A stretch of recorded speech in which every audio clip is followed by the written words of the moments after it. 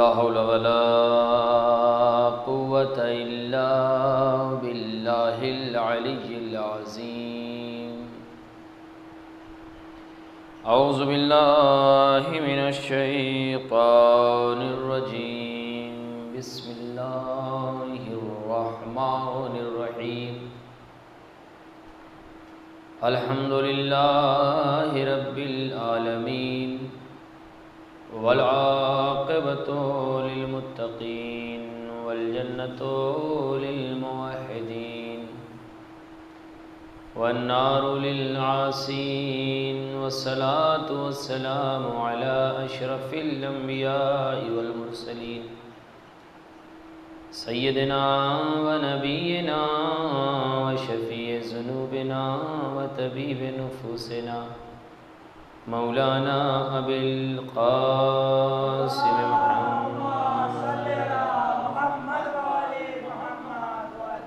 وعلى آله الطيبين الطاهرين المعصومين المظلومين المنتجبين المنتخبين، لا سيما حجة الله على أرضه امام زماننا هذا عجل الله تعالى فرجه الشريف، ولعنة الله على أعدائهم أجمعين.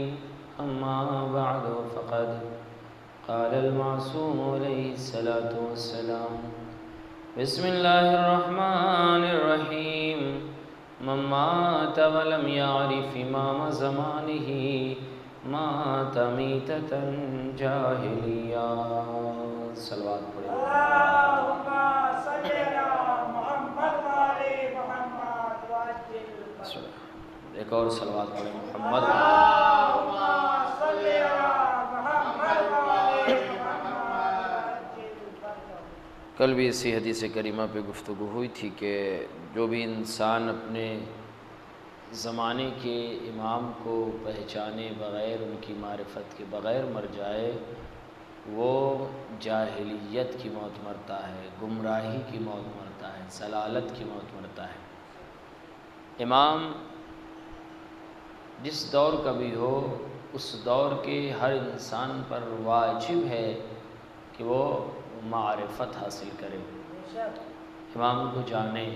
اور صرف امام ہی کے مسائل میں نہیں ہے، انسان جو کر رہا ہے، جس چیز کی جانب اس کا قدم بڑھ رہا ہے، اس کے بارے میں جاننا ضروری ہے. ہم اور آپ اگر بازار سے کوئی سامان لینا چاہتے ہیں تو پہلے ہم اس کے بارے میں جانتے ہیں، یہ کس طرح کا سامان ہے، صحیح ہے یا غلط ہے، اچھا ہے یا برا ہے. آنکھ بند کر کے ہم کوئی سامان نہیں لے لیتے. جب ہم جان جاتے ہیں اس کے بارے میں، پہچان جاتے ہیں اس کے بارے میں کہ صحیح ہے یا غلط ہے، صحیح ہے تو اس چیز کو لے لیتے ہیں، غلط ہے تو اس چیز کو چھوڑ دیتے ہیں. کسی چیز کے بارے میں جان لینا، اسی کا نام معرفت ہے. ایک پھل آپ خریدنے گئے، مثال کے طور پر سیب ہے، کیلا ہے، کوئی پھل ہے، آپ خریدنے گئے تو آپ اس کی لالی سے دھوکہ نہیں کھا جاتے، الٹ کے پلٹ کے اپنے حساب سے دیکھتے ہیں کہیں کوئی داغ تو نہیں لگا ہے، کہیں کوئی خرابی تو نہیں ہے. کیلا لینے گئے آپ، کہیں ایسا تو نہیں کہ گلا ہوا ہے، کوئی اور پرابلم اس میں ہو. تو وہ تمام چیزیں جو اس میں دیکھنی چاہیے، ایک ہوشیار انسان، ایک عقل مند انسان اس میں دیکھتا ہے. کہیں ایسا تو نہیں لے جانے کے بعد پتہ چلے کہ رکھتے ہی آدھا گھنٹے کے بعد خراب ہو جائے گا. یہ ساری چیزیں انسان جو تلاش کرتا ہے اور ایک نتیجے پہ پہنچتا ہے کہ ہاں ہم نے اپنے اعتبار سے جو سمجھائی چیزیں صحیح ہے، پھر وہ پیسہ اس پہ خرچ کرتا ہے، پھر اس سے وہ لینے کی کوشش کرتا ہے. اسی چیز کو معرفت کہتے ہیں، اسی چیز کو آپ معرفت کہتے ہیں. کسی کے بارے میں جان لینا، کسی کے بارے میں پہچان لینا. کوئی چیز آپ بنوانے جاتے ہیں، مثال کے طور پر گھر کا بیڈ بنوانا ہے آپ کو، تو آپ 4 لوگوں سے پوچھتے ہیں کہ بھیا بہترین نجار کون سا ہے، بہترین بڑھئی کون سا ہے. کہیں ایسا تو نہیں خراب کر دے گا، کہیں ایسا تو نہیں کہ چیزیں ہماری ضائع ہو جائیں گی، پیسہ ہمارا ضائع ہو جائے گا. 4 لوگوں سے آپ اس کے بارے میں جانکاری لیتے ہیں، پہچانتے ہیں، پوچھتے ہیں، پھر جاتے ہیں اس کے سامان کو دیکھتے ہیں کہ اس نے بنایا ہے تو کیسا بنایا ہے۔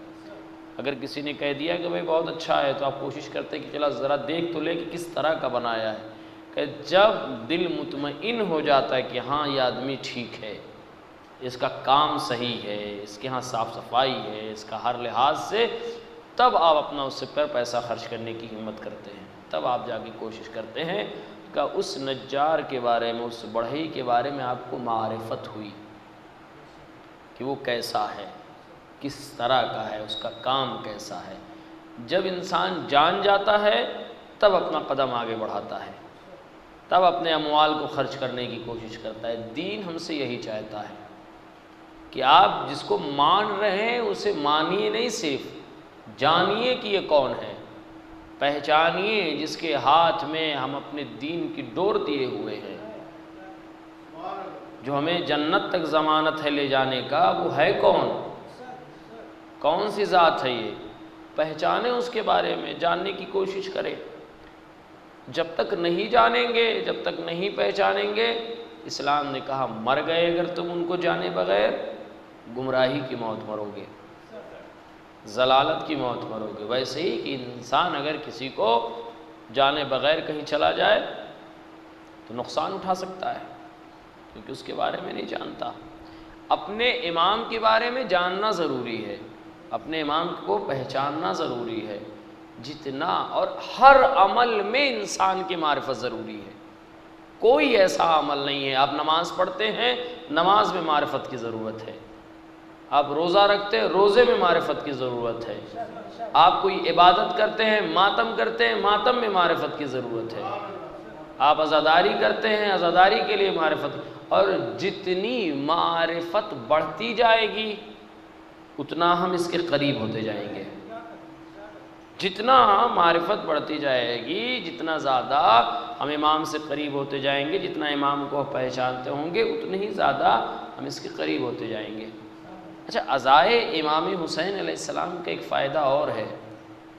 اگر امام حسین علیہ السلام پہ گریہ کرتے ہیں، ماتم کرتے ہیں، نوحہ کرتے ہیں، مجلسوں میں جاتے ہیں، نوحہ سنتے ہیں، عزائے امام حسین کرتے ہیں، اس کا ایک فائدہ اور بھی ہے۔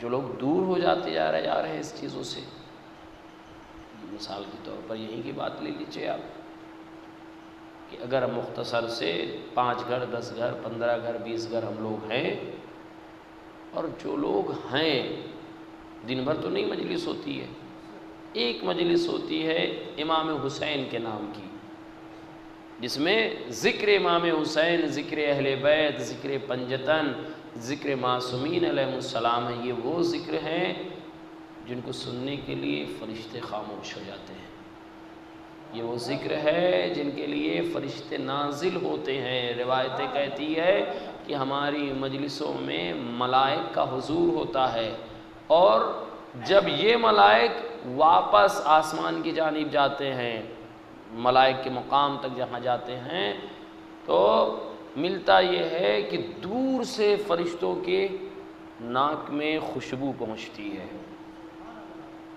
وہ آنے والے جو زمین سے مجلس امام حسین میں شرکت کر کے جو فرشتے گئے تھے، ان کے جسم سے خوشبو محسوس کرتے ہیں، پوچھتے یہ عجیب خوشبو تمہارے پاس کہاں سے آئی؟ ملک آپس میں پوچھتے ہیں خوشبو تمہارے پاس کہاں سے آئی؟ یہ خوشبو میرے پاس نہیں ہے، تم بھی فرشتہ، میں بھی فرشتہ ہوں، لیکن یہ انوکھی خوشبو تمہارے پاس کہاں سے آئی جو ہمارے درمیان کی بھی خوشبو نہیں ہے، یہ علیین میں بھی یہ خوشبو نہیں پائی جاتی ہے۔ تو ملتا یہ ہے کہ فرشتہ بتاتا ہے کہ فلاں مقام پر مجلس امام حسین برپا کی گئی تھی، میں اس مجلس میں شرکت کرنے کے لیے گیا تھا، یہ مجلس حسین کی خوشبو ہے، یہ مجلس حسین کی خوشبو ہے۔ تو جب پوچھنے والا فرشتہ پوچھتا ہے کہاں کی، کہا مجلس حسین کی خوشبو، کا مجھے وہ مقام بتاؤ، وہ جگہ بتاؤ جہاں مجلس ہو رہی ہے۔ آواز فرشتہ دیتا ہے مجلس تمام ہو چکی، مجلس تمام ہو چکی، لوگ اپنے اپنے گھروں کو جا چکے ہیں۔ فرشتہ کہتا وہ مقام بتاؤ، میں وہاں جا کر اپنے پر کو اس زمین پہ مس کروں گا جہاں امام حسین کا ذکر ہو رہا تھا۔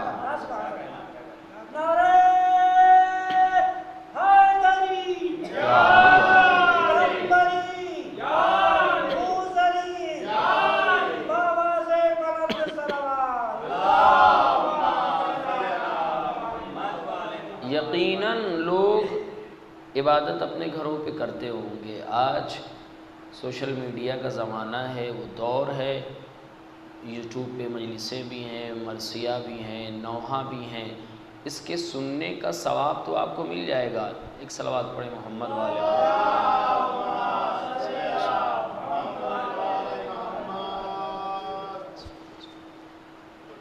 اس کے سننے کا ثواب تو مل جائے گا، عبادت میں وہ بھی شمار ہوگا۔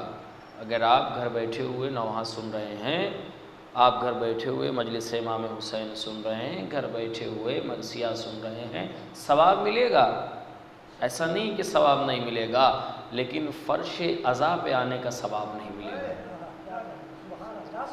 فرش عزا پہ آنے کا ثواب نہیں ملے گا۔ جہاں پر آپ عقیدہ ہمارا یہ ہے کہ ہمارے 14 میں سے کوئی ایک حاضر ہوتا ہے ہماری مجلسوں میں، ان کی صحبت کا ثواب نہیں ملے گا۔ ہمارے پہلو میں اگر کہیں ہمارا کوئی امام بیٹھا ہو جو ہمارے عقیدے میں ہے، یا کم سے کم اتنا مانتے ہیں کہ ہماری مجلسوں میں سیدہ آتی ہیں، وہ ثواب تو نہیں ملنے والا ہے۔ فرش عزا پہ آنے کا ثواب نہیں، یہ وہ مقام ہے جہاں ملائک آنا چاہتے ہیں، یہ وہ مقام ہے جہاں فرشتے آنا چاہتے ہیں۔ کیوں؟ اس لیے کہ اہل بیت کے ذکر سے بڑھ کر کسی کا کوئی ذکر نہیں ہے، اہل بیت سے بڑھ کر کوئی ذکر نہیں ہے۔ جہاں اللہ کا تذکرہ ہوتا ہو، جہاں رسول کا تذکرہ ہوتا ہو، جہاں آل رسول کا تذکرہ ہوتا ہو، اس سے بڑھ کر کوئی تذکرہ نہیں ہے۔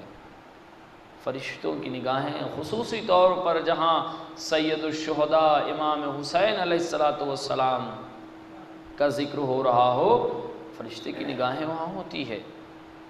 اللہ فرشتے پیدا کرتا ہے کہ جو امام حسین علیہ السلام ذکر میں شامل ہوتے ہیں، امام حسین علیہ السلام کی مجالس میں شامل ہوتے ہیں، مجلس امام حسین میں شرکت کرتے ہیں ملائک۔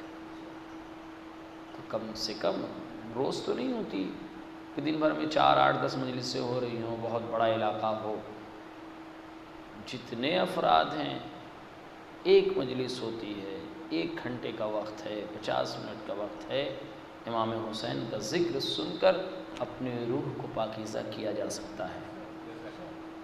اور مرحوم آیت اللہ بہجت فرماتے ہیں، معمولی شخصیت نہیں، میں متعدد بار آپ کے سامنے عرض کر چکا ہوں، آیت اللہ بہجت معمولی شخصیت نہیں ہے، یہ وہ شخص ہے جو اپنے امام سے ملاقات کرتا تھا، وہ آیت اللہ جو اپنے امام سے گفتگو کرتے تھے، امام سے راز و نیاز کرتے تھے۔ وہ بیان کرتے ہیں کہ جب تم تھک جاؤ اپنے گناہوں سے، جب آپ اپنے وجود سے پریشان ہو جائیے، کوئی راہ نظر نہ آئے، جہاں صرف نا امیدی ہی نا امیدی ہو، انسان پریشان حال ہو جائے، کوئی راستہ نظر نہ آتا ہو، تو کہا مصائب سید الشہداء میں شریک ہو جاؤ، امام حسین کے مصائب کو یاد کرو، ان کی مجلس میں جاؤ، تمہیں اطمینان حاصل ہوگا، تمہارے آنکھوں سے جو اشک گریں گے، جو آنسو بہیں گے، وہ تمہیں اطمینان دلائیں گے، وہ تمہاری نا امیدی کو ختم کریں گے، وہ تمہارے گناہوں کو دھلیں گے، تمہارا جو ضمیر مردہ ہو رہا ہے، اس آنسو کے ذریعے اسے زندگی ملے گی۔ معمولی بات نہیں ہے مجلس امام حسین، معمولی بات نہیں ہے عزائے امام حسین، معمولی بات نہیں ہے ذکر امام حسین۔ یہ مجلسیں، اس سے قوم زندہ ہوتی ہے۔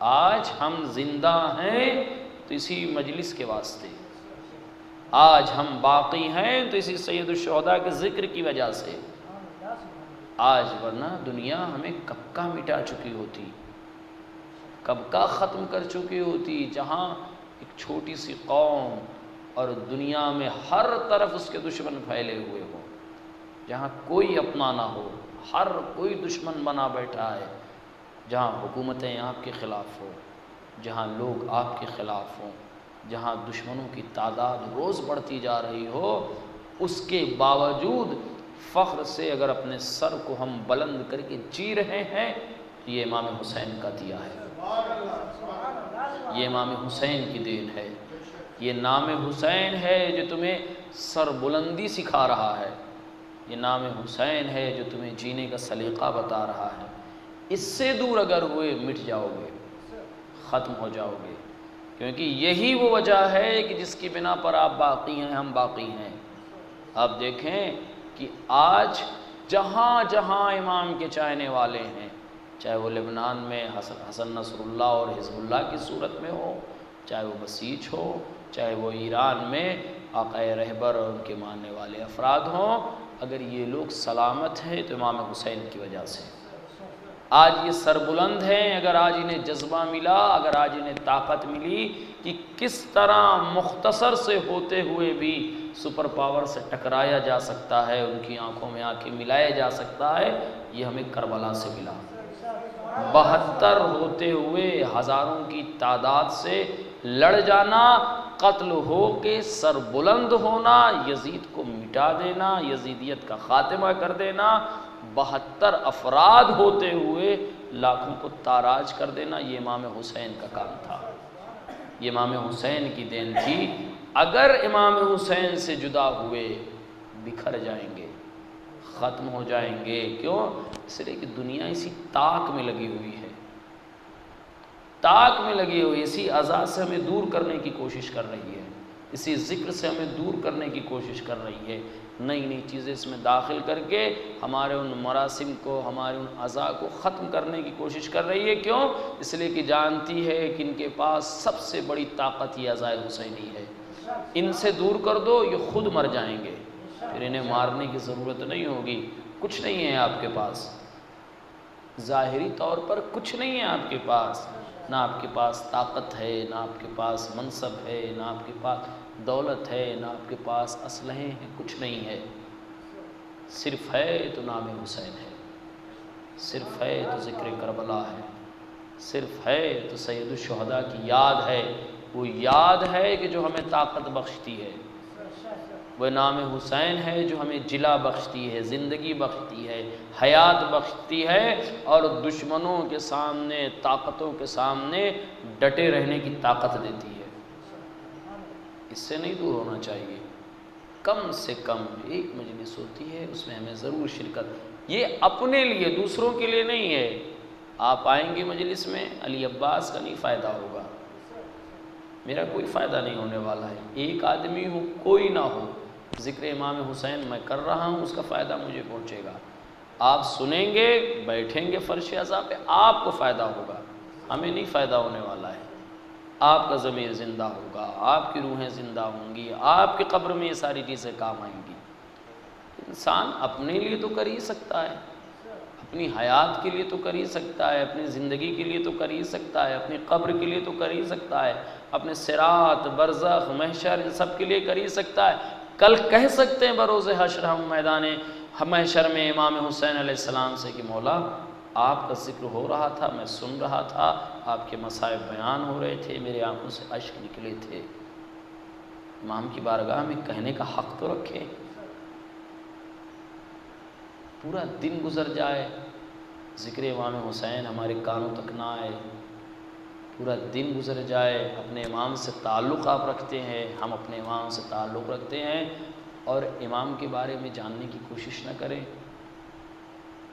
کیسا شیعہ ہے، کیسے چاہنے والے ہیں ہم۔ میں اکثر کہتا ہوں، بہرحال جو افراد پڑھے ہیں ان کے لیے تو یہ اکثر جملہ میرا ہے کہ اپنے امام کے بارے میں چند سطریں ضرور پڑھیے روزمرہ۔ اگر آپ مجالس محافل میں کسی مجبوری کی بنا پر نہیں پہنچ پاتے، کسی مجبوری کی بنا پر، اس کی اہمیت اب اتنا ہی زیادہ ہے کہ امام آتے ہیں، کیا امام کو ہم سے فضائل سننے کی ضرورت ہے؟ کیا امام کو ہم سے مسائل سننے کی ضرورت ہے؟ ہم کیا بیان کریں گے جو امام جانتے ہیں؟ تو ہم یہ نہ سمجھیں کہ ہم بہت بڑے عالم ہو گئے ہیں، ہم یہ نہ سمجھیں۔ کیوں؟ اس لیے کہ امام آتا ہے۔ کائنات میں امام سے بڑا کوئی عالم نہیں ہے، کائنات میں امام سے بڑا جاننے والا کوئی نہیں ہے۔ وہ اگر مجلسوں میں شرکت کرتا ہے، اس کا مطلب یہ ہے کہ ہر انسان کو جہاں تک ممکن ہو، وہاں تک ممکن ہو، انسان کوشش کرے کہیں پہ بھی، کسی بھی مقام پہ، ایک لمحے کے لیے، چند وقت کے لیے، چند ساعت کے لیے اپنے آپ کو امام کے سپرد کر دے۔ یہ مجلسیں اپنے وجود کو امام کے سپرد کرنے کا کام کرتی ہیں۔ اور ان مجلسوں سے جب انسان اٹھتا ہے ذکر امام کے بعد، مصائب امام کے بعد، جب اس کی آنکھوں سے اشک بہتے ہیں تو صرف اشک نہیں ہے بلکہ یہ نکلتا ہوا آنسو ہمارے گناہوں کو صاف کرتا ہے، ہماری روح پہ لگی ہوئی میل کو، گندگی کو صاف کرتا ہے۔ معمولی نہ سمجھے اس آنسو کو ہم۔ تو ہر صورت میں اپنے زمانے کے امام کی معرفت ضروری ہے۔ جب تک اپنے امام کو ہم نہیں پہچانیں گے کچھ قابل قبول نہیں ہے، کچھ بھی قابل قبول نہیں ہے۔ امام کو جاننا بہت ضروری ہے، امام کو پہچاننا بہت ضروری ہے۔ اور یہ ہر انسان اپنے امام سے تعلق کر کے، اپنے امام سے رشتہ رکھ کے، کل میں نے بیان کیا تھا جناب رجب علی خیاط کے واقعے کو، ایک معمولی سا انسان کیسے اس مقام پہ پہنچ گیا، ایک معمولی سا انسان کیسے اس منزل پہ پہنچ گیا کہ امام سے ملاقات کرے، امام کی خوشبو کو پہچانے۔ جناب میثم تمار کوئی بہت بڑے شخصیت نہیں تھی، لیکن یہ شخصیت بنی امام کی معرفت کی بنا پر۔ بڑی شخصیت جو بن گئی، جناب سلمان ایک عام انسان تھے، ایک عام انسان تھے، لیکن سلمان سے من اہل البیت کی منزل میں معرفت کی وجہ سے پہنچے۔ جناب عمار بن یاسر بہت بڑی کوئی شخصیت نہیں ہماری اور آپ کی طرح، ایک عام سے انسان تھے، لیکن عمار ہوئے امیر المؤمنین کی معرفت کی بنا پر۔ جناب ابو ذر غفاری عام انسان تھے، لیکن ابو ذر اس مقام پر کہ جہاں ایمان کے 9 درجے پر موجود ہوں، وہ معرفت امام کی وجہ سے پہنچے ہیں۔ ہر انسان کو معرفت چاہیے، کوئی معرفت امام کے بغیر عروج نہیں پا سکتا ہے، کمال نہیں پا سکتا ہے امام۔ اور جب انسان اپنے امام، میں متعدد بار یہ کہہ چکا ہوں، جب انسان اپنے امام کے قریب جانے کی کوشش کرتا ہے، ایک قدم آپ بڑھتے ہیں، چند قدم امام ہمارا بڑھتا ہے۔ آپ ایک قدم اپنے امام کی جانب بڑھاتے ہیں، امام کئی قدم ہماری جانب بڑھاتے ہیں۔ اور جب انسان کی معرفت اس مقام پہ پہنچ جاتی ہے، میثم تمار کھجور بیچنے والا انسان، امیر المؤمنین اس کی دکان پر آ کر بیٹھتے ہیں۔ علی ابن ابی طالب جیسی شخصیت جناب میثم تمار کے پاس آ کے، میثم تم تھک گئے ہو، میثم تم تھک گئے ہو، جاؤ تھوڑی دیر آرام کر لو، تمہاری کھجوریں علی بیچے گا۔ اندازہ لگائیں کہ یہ معرفت کا کون سا مقام ہے کہ جہاں امیر المومنین جیسی شخصیت میثم کے ساتھ بیٹھ کے کھجور بیچے۔ قصاب کا بہت پرانا واقعہ ہے، جانتے ہوں گے، آپ نے سنا ہوگا، ہو سکتا کبھی بیان کیا ہو۔ ایک قصاب جس کی دکان پر امام آتے تھے، امام آتے تھے۔ ایک شخص ہے، کسی عالم سے پوچھا کہ میں اپنے امام سے ملاقات چاہتا ہوں۔ میں نے کل بیان کیا تھا کہ امام سے ملاقات کے لیے بہت لمبی لمبی دعاؤں کی ضرورت نہیں ہے، پڑھیے، اس سے آپ کی روح تازہ ہوگی، کیونکہ امام کے زبان اقدس سے نکلے ہوئے کلمات بہت مبارک ہوتے ہیں۔ اگر اسے ہم اپنی زبان پہ لائیں، وہ ہم کو جلا بخشیں گے، وہ ہمیں زندگی بخشیں گے، وہ ہماری روح کو تازہ رکھیں گے۔ لیکن اپنے امام سے ملاقات کرنے کے لیے اتنی بڑی بڑی دعاؤں کی ضرورت نہیں ہے۔ امام سے ملاقات کرنے کے لیے 2 چیزیں کرنا ہے صرف، جو اللہ نے حکم دیا ہے کہ اسے کرو، اسے کرو، جسے اللہ نے روک دیا اسے رک جاؤ، اس سے رک جاؤ، امام خود ملاقات کریں گے۔ ایک شخص ہے، عالم دین، بزرگ عالم دین کے پاس جاتا ہے، سرکار کوئی ایسی دعا بتائیے کہ اپنے وقت کے امام سے ہم ملاقات کر سکیں، اپنے امام کے ہم قریب جا سکیں، امام کے چہرے انور کا دیدار کر سکیں۔ عالم دین نے بتایا کہ یہ دعا مسجد سہلہ میں جائیے، آپ اسے پڑھیے۔ بعض نے کہا 40 دن، بعض نے کہا 40 شب جمعہ، جائیے آپ پڑھیے اسے، 40 دن مکمل ہوتے ہوتے تمہارا امام تم سے ملاقات کرے گا۔ شخص نے 40 دن ملاقات کی، 40 دن تک یا 40 شب جمعہ دعائیں پڑھی، خوب پڑھی، جس شرائط کے ساتھ پڑھنی تھی وہ تمام شرطیں پوری کر کے اس نے پڑھی۔ امام سے ملاقات نہیں ہوئی، امام سے ملاقات نہیں ہوئی۔ وہ پریشان حال ہو گیا، کیا اتنا بڑا عالم دین، اس نے کہا تھا کہ امام سے ملاقات ہوگی اگر تم ان شرطوں کے ساتھ دعائیں پڑھو تو امام سے ملاقات ہوگی۔ وہ اسی سوچ و گمان میں قصاب کی دکان پہ گیا گوشت خریدنے کے لیے۔ قصاب کے پہلو میں بیٹھا، دیکھا کہ ایک نوجوان ہے جو قصاب کے پاس بیٹھا ہوا ہے، قصاب کے قریب بیٹھا ہوا ہے۔ قصاب اس سے گفتگو کر رہا ہے اور اپنا کام بھی کر رہا ہے۔ اس شخص نے دیکھا اس نوجوان کو تو حیرت کے عالم میں کہ ایسا نوجوان کبھی میری نگاہوں نے نہیں دیکھا، اتنا درخشندہ چہرہ، اتنا نورانی چہرہ، اور یہ قصاب سے محو گفتگو ہے، قصاب سے محو گفتگو ہے۔ قصاب باتیں کر رہا ہے، اسی اثناء میں اس نے بھی جب یہ دیکھا کہ یہ گفتگو کچھ معیاری گفتگو ہے، بلند گفتگو ہے، دین کی بہترین گفتگو ہو رہی ہے، تو اس نے اپنا درد بیان کیا، کہا کہ فلاں ایت اللہ فلاں مرجع سے میں نے پوچھا تھا کہ میں وقت کے امام سے ملاقات کرنا چاہتا ہوں، کیسے ممکن ہے ملاقات؟ انہوں نے چند دعائیں بتائی تھی، میں نے وہ دعا پڑھی، امام سے ملاقات نہیں ہوئی۔ کیا یہ روایت صحیح ہے جو انہوں نے بتایا کہ ان دعاؤں سے امام ملاقات کرتا ہے؟ نوجوان نے کہا ہاں صحیح ہے، اگر انسان اس طرح سے دعائیں پڑھے تو اپنے زمانے کے امام سے ملاقات کر سکتا ہے، امام ملاقات کرتے ہیں۔ لیکن وہ نوجوان کہتا ہے جو قصاب کے پہلو میں بیٹھا ہوا تھا گفتگو کرتے کرتے، کہا لیکن ان دعاؤں کے ذریعے تم اپنے امام سے ملاقات تو کر سکتے ہو، چاہو تو ان دعاؤں کے ذریعے اپنے امام کا دیدار کر سکتے ہو، لیکن کتنا بھلا ہو کہ تم کچھ ایسا کر لو کہ تمہارا امام بغیر دعاؤں کے تم سے ملنا چاہے، بغیر دعاؤں کے تمہارا امام ملنا چاہے۔ وہ حیرت میں پریشانی کی کیا ایسا بھی ممکن ہے کہ خود ہمارا امام ہم سے ملاقات کرنا چاہے؟ کیسے یہ ممکن ہے؟ تو اس نوجوان نے کہا اس قصاب کی طرح ہو جاؤ، اس قصاب کی طرح ہو جاؤں۔ وہ شخص کہتا ہے کہ ہیبت سے میرے اوپر طاری ہو گئی، میں کچھ بول نہیں سکا، اتنے میں وہ نوجوان اٹھا، دکان سے باہر گیا، غائب ہو گیا۔ جب کچھ دیر کے بعد میرے جسم سے وہ ہیبت ہٹی، میں بولنے کے لائق ہوا، تو میں نے قصاب سے پوچھا یہ کون سا نوجوان تھا جس سے تم باتیں کر رہے تھے، اتنی عظیم باتیں کر رہا تھا؟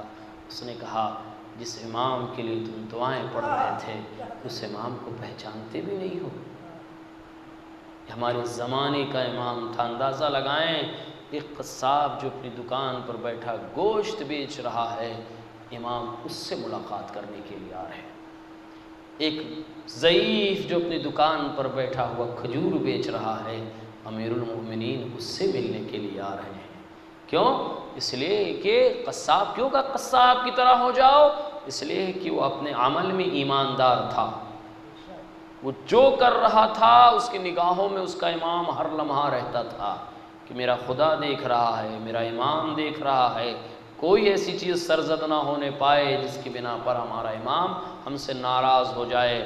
جب ہم اپنی زندگی میں اپنے ایک ایک قدموں پر اپنے امام کو شاہد رکھیں گے، گواہ رکھیں گے کہ ہمارا امام دیکھ رہا ہے، جب ہم اتنی احتیاط برتیں گے، یقین مانیے کسی موڑ پہ ہمارا امام ہم سے ملاقات کر لے گا، کہ جہاں اتنی زیادہ احتیاط برتی جا رہی ہے کہ اس کا امام اسے دیکھ رہا ہے، اس کا امام اسے دیکھ رہا ہے، تو یقیناً ہمارا امام ملاقات کرے گا، یقیناً ہمارا امام ملتے ہیں ہمارے امام، بس شرط یہ ہے لاکھوں گناہوں میں ڈوبے ہوئے ہوں، شرمندہ ہو جائیں اپنے امام کے سامنے، اپنے خدا کے سامنے شرمندہ ہو جائیں اور عہد کریں کہ مولا جو کچھ ہوا ہے میں خطاوار ہوں، گنہگار ہوں، اپنے گناہوں پہ شرمندہ ہوں، معاف کیجئے، آئندہ عہد کرتا ہوں، توبہ کرتا ہوں، وعدہ کرتا ہوں کہ اب آئندہ ایسا نہیں ہونے والا ہے۔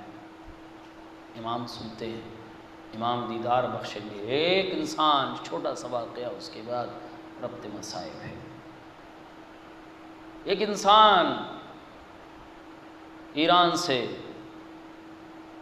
ٹرک ڈرائیور تھا، سامان لاد کر ٹرک میں سفر کر رہا ہے، گھر سے رخصت ہو کے الوداع ہو کے بچوں سے بیوی سے گھر والوں سے ایک دوسرے شہر کی جانب دور دراز ٹرک میں سامان لاد کر لے جا رہا ہے۔ ایک جنگل کی جانب سے اس کا گزر ہو رہا ہے، راستے میں اس کا ٹرک خراب ہو گیا، دور دور تک کوئی نہیں، جنگلی علاقہ ہے، دور دور تک کوئی نظر نہیں آتا۔ وہ کہتا ہے کہ سردی ایسی تھی کہ سردی سے جسم اکڑا جا رہا تھا، ایسی کیفیت میں ٹرک رک گیا۔ وہ کہتا ہے کہ میں آیا، نیچے اترا، ہر وہ مقام جہاں سے ٹرک دیکھا جا سکتا تھا میں نے تلاش کیا، صحیح کرنے کی کوشش کی، لیکن کسی صورت میں وہ چلنے کے لیے تیار نہیں۔ وہ کہتا ہے کہ میں آیا، اندر بیٹھ گیا، اسی سوچ و گمان میں تھا، گھر کی تصویر ذہن میں آنے لگی، اتنی کڑاکے کی سردی ہے، جنگل ہے، کہیں کوئی حادثہ پیش نہ آ جائے۔ وہ کہتا ہے کہ اگر چند وقت اور میں باہر نکل کر اس ٹرک کو صحیح کرنے کی کوشش کرتا، سردی سے مر جاتا میں۔ پھر میں اندر آ کر بیٹھ کر گھر والوں کا تصور کرنے لگا کہ اب خدا جانے حیات رہے گی کہ نہیں رہے گی، یہ رات گزر پائے گی کہ نہیں گزر پائے گی، اس جنگل میں کون میرا یاور ہے، کون مددگار ہے۔ اسی اس میں خیال میں گم تھا۔ ایک مرتبہ اس کا خیال دھیرے دھیرے امام سے جا ملا۔ امام سے جا ملا۔ وہ کہتا ہے کہ مجھے اپنی غلطیاں یاد آنے لگی، مجھے اپنی خطائیں یاد آنے لگی کہ میں نے کون سی غلطی کی ہے۔ چند غلطیاں اس کے ذہن میں آئی کہ یہ بڑی غلطیاں ہیں جس کی وجہ سے ہمیں شرمندہ ہونا چاہیے۔ اس میں سے ایک غلطی کا اس نے تذکرہ کیا کہ یہ غلطی یہ کہ میری ایک غلطیوں میں غلطی یہ بھی تھی کہ میں نماز تو پڑھتا تھا لیکن کبھی چھوٹ جاتی تھی، کبھی پڑھ لیا کرتا تھا، پھر کبھی چھوٹ جاتی تھی۔ وہ کہتا ہے میں نے اپنی غلطیوں کو اپنے ذہن میں رکھتے ہوئے اپنے امام سے توسل کیا، مولا اگر آج میری مدد ہو گئی، میں آپ سے وعدہ کرتا ہوں، عہد کرتا ہوں کہ آئندہ پھر یہ غلطی نہیں ہوگی۔ مولا میں وعدہ کرتا ہوں، عہد کرتا ہوں کہ آئندہ یہ غلطی مجھ سے نہیں ہوگی۔ وہ کہتا ہے کہ میں اپنے خیالوں میں گم تھا کہ ایک مرتبہ میں نے سامنے سے ایک شخص کو آتے ہوئے دیکھا جس کے ہاتھوں میں ایک پنہ تھا۔ اس کو آتے ہوئے دیکھا، وہ آیا ٹرک کے دروازے پہ، اس نے دق الباب کیا، میں نے دروازہ کھولا، کہا کون ہو بھائی؟ وہ سمجھے کہ وہ کہتے ہیں کہ میں یہ سمجھا کہ اس کی بھی کوئی گاڑی ہے جو خراب ہو گئی ہے، مجھ سے مدد چاہتا ہے۔ کون ہو بھائی؟ اس جنگل میں کیا کر رہے ہو؟ کہتا ہے کہ میں تمہاری مدد کے لیے آیا ہوں، تم اس بھرے جنگل میں تمہاری گاڑی رکی ہوئی یقیناً خراب ہو گئی ہوگی، ورنہ اس جنگل میں کوئی رکنے والا نہیں ہے، میں چاہتا ہوں کہ میں تمہاری مدد کروں۔ وہ چاہتا ہے کہ ٹرک سے اترے، اس کے ساتھ جائے کہ کون سے مقام پہ کیا خرابی ہے۔ اس آنے والے نے کہا نہیں، تم وہیں بیٹھو، میں صحیح کرتا ہوں، تم اسے چالو کرنے کی کوشش کرو، اسے سٹارٹ کرنے کی کوشش کرو۔ وہ نوجوان گیا، اس نے کچھ صحیح کیا، اس کے بعد اس نے ٹرک کو سٹارٹ کیا، سٹارٹ ہو گیا، ٹرک چالو ہو گیا۔ وہ نوجوان پھر واپس آیا، جانے لگا تو وہ کہتا ہے کہ میں نے اسے روکا، رکیے ذرا، یقیناً آپ اس جنگل میں تو ہو سکتا ہے آپ کو بھی کوئی پریشانی ہو، اگر آپ کی کوئی گاڑی خراب ہے تو آپ نے میری مدد کی ہے، میں آپ کی مدد کر دیتا ہوں، چلیے بتائیے کہاں ہے آپ کی گاڑی تاکہ میں۔ اس نے کہا نہیں میری کوئی گاڑی نہیں ہے، میں نے تم کو مشکل میں دیکھا، میں چلا آیا۔ وہ کہتا ہے، ٹرک ڈرائیور کہتا ہے کہ میں نے اپنے جیب سے کچھ پیسے نکالے اور اسے دینا چاہا کہ بھائی اس جنگل میں میرے پاس تو کچھ نہیں ہے، تم نے وہ نیکی کی ہے، وہ احسان کیا ہے، اگر تم نہ آتے تو ہو سکتا ہے کہ میری جان بھی چلی جاتی، میں اس دنیا میں بھی نہ رہتا۔ تو اس نے پیسہ نکال کر اسے دینے کی کوشش کی کہ تم نے بڑا احسان کیا، اس احسان کا بدلہ تو نہیں کر سکتا لیکن یہ تھوڑی سی قیمت قبول کرو۔ اس نوجوان نے کہا کہ مجھے کسی پیسے کی ضرورت نہیں ہے، مجھے کسی پیسے کی ضرورت نہیں ہے۔ کہا کچھ تو مانگو جو میں دے سکتا ہوں تمہیں، اس لیے کہ تم نے بڑا احسان کیا ہے میرے ساتھ، کچھ تو کہو کہ میں تمہارے لیے کیا کر سکتا ہوں۔ اس نوجوان نے کہا ہاں تم میرے لیے کچھ کر سکتے ہو۔ کہا بتائیے کیا کر سکتا ہوں میں؟ کہا جو تم نے اپنے دل میں عہد کیا ہے کہ میں آج کے بعد وہ کام انجام نہیں دوں گا، اس عہد کو نہ توڑنا، بس صرف اتنا کرو کہ جو تم نے عہد کیا ہے وہ عہد نہ توڑنا۔ وہ کہتے ہیں کہ ایک ہیبت سی طاری ہوئی، میرا وجود ساکت سا ہو کے رہ گیا جب میں نے سنا کہ میں نے جو دل میں عہد کیا تھا اس نوجوان کو کیسے معلوم ہوا۔ وہ کہتا ہے کہ میں سمجھ گیا کہ یہ کوئی اور نہیں ہمارے زمانے کا امام ہے، لیکن میرے جسم میں اتنی طاقت نہیں تھی اس ہیبت کی وجہ سے کہ میں اتروں اور اپنے امام کے قدم کا بوسہ لوں کہ اچانک امام ہماری نگاہوں سے اوجھل ہو گئے۔ اندازہ لگائیں، امام بہت زیادہ کچھ نہیں چاہتے ہم سے، صرف اتنا کہ تم شرمندہ ہو جاؤ جو کچھ کیا ہے، اور عہد کرو، وعدہ کرو اپنے امام سے، اور وعدہ کرو تو اسے پورا بھی کرو۔ امام نے کیا کہا؟ کچھ نہیں چاہیے مجھے تم سے، بس جو تم نے عہد کیا ہے اس عہد کو توڑنا نہیں، اس عہد کو پورا کرنا۔ امام ہر پل ہماری جانب دیکھتے ہیں، ہماری مشکلوں کو دیکھتے ہیں، حل کرتے ہیں، ہماری مدد کرتے ہیں۔ حکم خدا سے وہ ہمارے درمیان ہوتے ہیں، سنتے ہیں، ہمارے دل کے راز کو جانتے ہیں، ہمارے ذہنوں میں اٹھتے ہوئے خیالات کو امام پہچانتے ہیں۔ ان سے کوئی چیز پوشیدہ نہیں۔ جب ان سے کوئی چیز پوشیدہ نہیں ہے تو بہتر یہ ہے کہ ہم ان سے اپنا رشتہ بنا لیں، ہم اپنا تعلق ان سے کر لیں، اور جتنا اپنے امام سے ہم قریب ہوتے جائیں گے، امام ہمیں دنیا کی نگاہوں میں بلند کر دیں گے، امام ہمیں لوگوں کی نگاہوں میں بلند کر دیں گے۔ ہر صورت میں امام کی معرفت ضروری ہے۔ کربلا معرفت امام پہ ٹکی ہوئی ہے، پوری کربلا معرفت امام پہ ٹکی ہوئی ہے۔ بعد کربلا ایک امام ہے، اس امام کی معرفت پہ پورا سفر ٹکا ہوا ہے۔ میں نے بیان کیا ہوگا آپ کے درمیان کہ جناب زینب علیہ مقام، کائنات میں سیدہ طاہرہ کے بعد آپ سے بڑی عالمہ خاتون میں کوئی نہیں ہے، لیکن ہر موقع پر سید سجاد سے مشورہ طلب کرتی ہے۔ سید سجاد سے، بیٹا تم امام ہو، تم بتاؤ کہ کیا کریں، اور ایک ایک لمحہ جناب سید سجاد کی زیر نگرانی رہی۔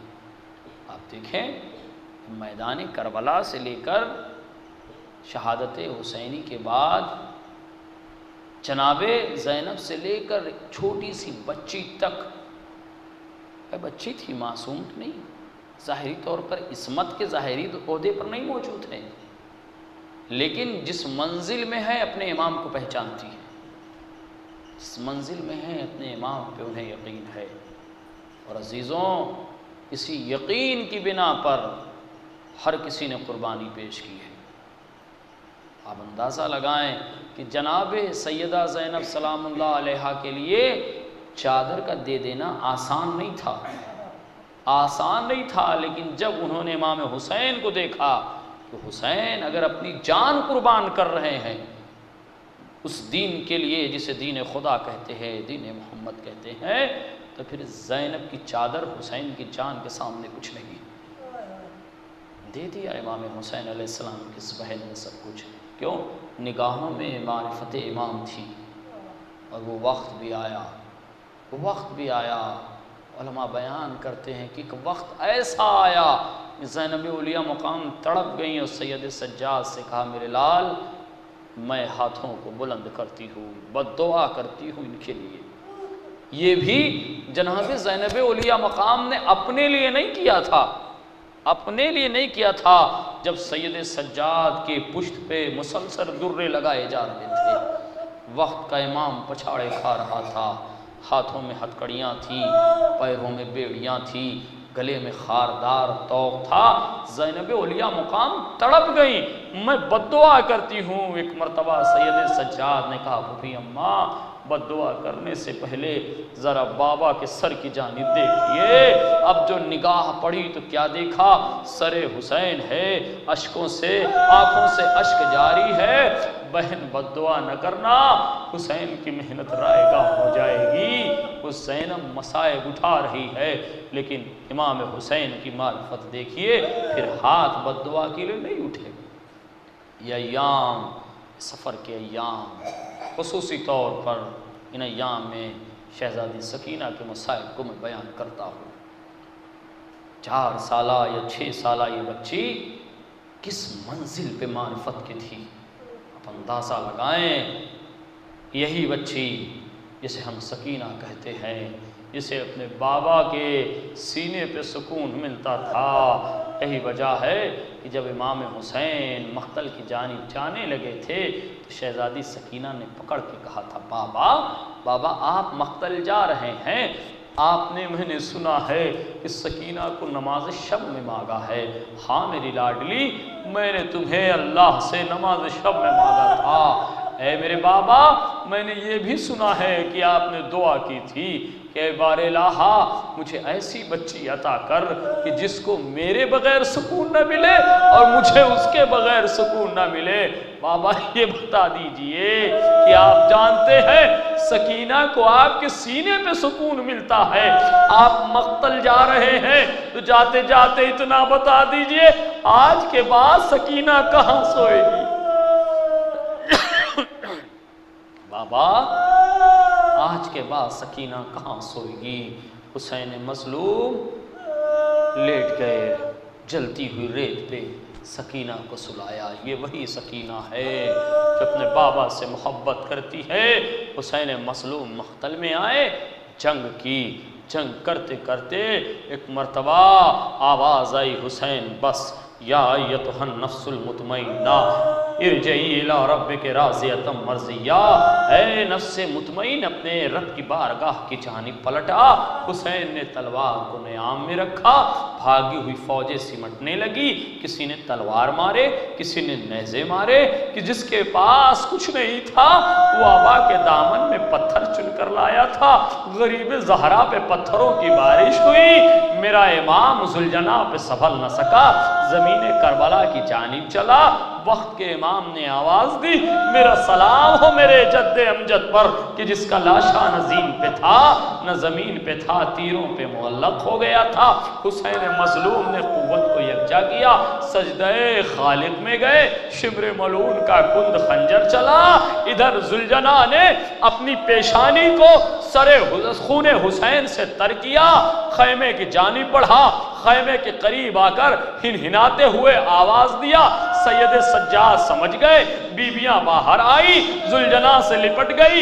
ایک مرتبہ راوی بیان کرتا ہے کہ ان بیویوں کے ساتھ ایک معصومہ چھوٹی سی بچی آئی، ذوالجناح کے گلے میں اپنی باہوں کو ڈال کے آواز دیتی، ذوالجناح میں یہ نہ پوچھوں گی میرا بابا کہاں ہے، اس لیے کہ صبح سے جو بھی مقتل گیا ہے وہ واپس نہیں آیا۔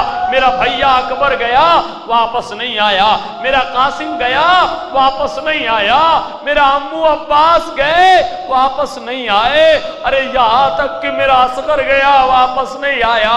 تو میں تجھ سے یہ نہ پوچھوں گی کہ میرا بابا کہاں ہے، لیکن اتنا بتا دے کہ جب میرا بابا ذبح کیا جا رہا تھا تو کسی نے پانی پلایا یا پیاسا ہی ذبح کر دیا؟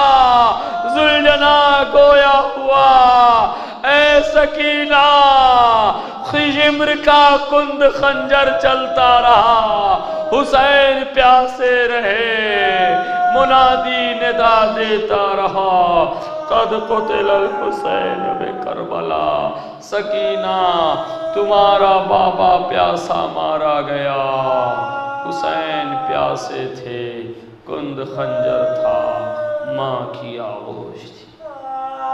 علی رحمت اللہ علی القوم الظالمین، رسم بقضائہ و تسلیما لامرہ، وسيعلم الذين ظلموا أي منقلب ينقلبون۔ بار الہا محمد والے محمد کا واسطہ ہماری مختصر سی عصا کو قبول فرما۔ بار الہا محمد والے محمد کا واسطہ ہمارے گناہ کبیرہ و صغیرہ کو معاف فرما۔ بار الہا محمد والے محمد کا واسطہ جو پریشان حال ہو کی پریشانیوں کو دور فرما۔ بار الہا محمد والے محمد کا واسطہ جو بیمار ہونے صحت و سلامتی عطا فرما۔ بار الہا محمد والے محمد کا واسطہ ہمارے مولا ہمارے آقا امام زمان کے ظہور میں تعجیل فرما، ہمیں ان کے اعوان و انصار میں شمار فرما۔ اللہم تقبل منا انک انت السمیع العلیم۔